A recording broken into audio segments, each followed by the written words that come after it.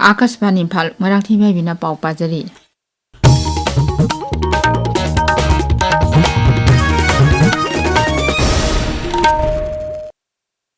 लेबाक यातै मफमसिंगा लोइनना मणिपुरदसु ngasi नेशनल प्रेस डे की थौरम पांगथोकली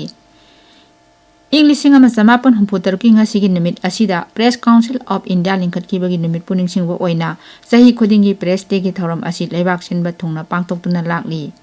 राज्य की directorate of information and public relations DIPR न सिंधुना थौरम असि इम्फाल की निताई पाट चुथेक्ता लेबा DIPR की ऑडिटोरियम दा पांगथोकली safeguarding press credibility amidst rising misinformation हाइबा थीम दा पांगथोकपा थौरम असिदा मणिपुर स्टेट जर्नलिस्ट अवार्ड लिसिंग अनि कुनमंगासु यंथोखरे थौरम अदुदा IPR की डायरेक्टर nganगम उत्तम सरुक याखी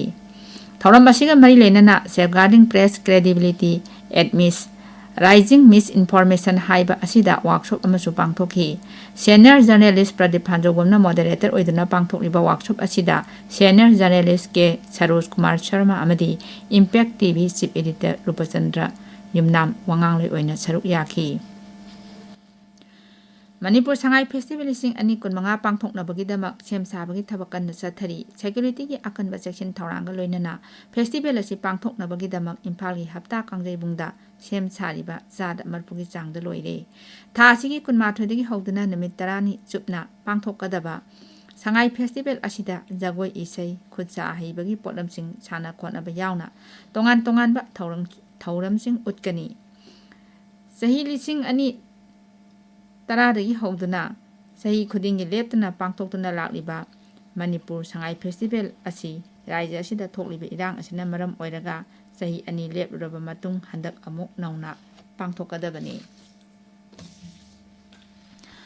high court of bar association Manipur लिंखटकीबगी 35 सुबा कुमोन थौरम ngasi high court of Manipur की ऑडिटोरियम दा पांगथोकरे थौरम असिदा हाई कोर्ट ऑफ मणिपुर की justice A Bimal Singh justice A Guneshwar Sharma Manipur judicial academy की डायरेक्टर जस्टिस गोलमई गाइपुन सिलु मणिपुर की एडवोकेट जनरल लेनिन हिजमन चिंबा सरुक याखी इंडियन एयरफोर्स ने इम्फाल एयरपोर्ट यावना मणिपुर की मफम सिंगदा रूटीन ओइना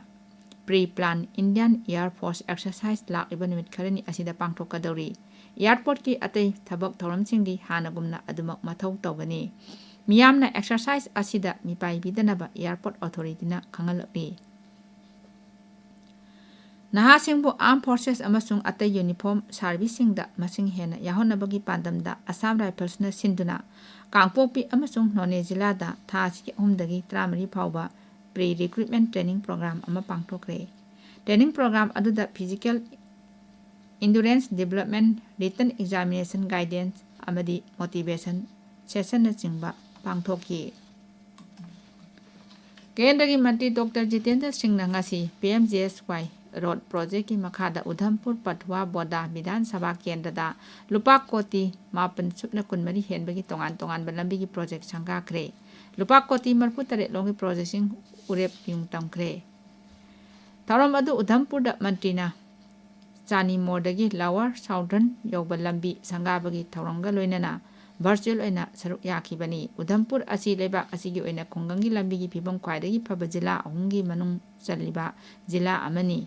प्रोजेक्ट असि जिला असिगी खोंगंग लंबी सिंग अमसुंग लेबा के अतै मफम सिंग फाउनबा मरु ओइबा लंबी सिंगनी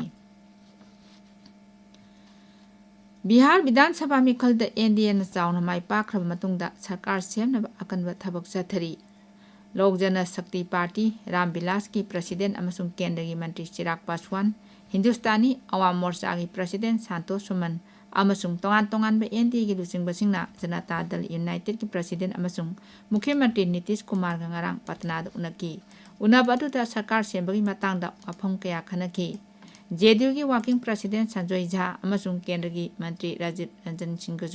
BJP की मकोक थोंबा लुचिंग केंद्र की गृह मंत्री अमित शाह न्यू दिल्ली उनकी उनबदुदा बिहार अनौब सरकार सेमनबगी मतांगदा खननेनकी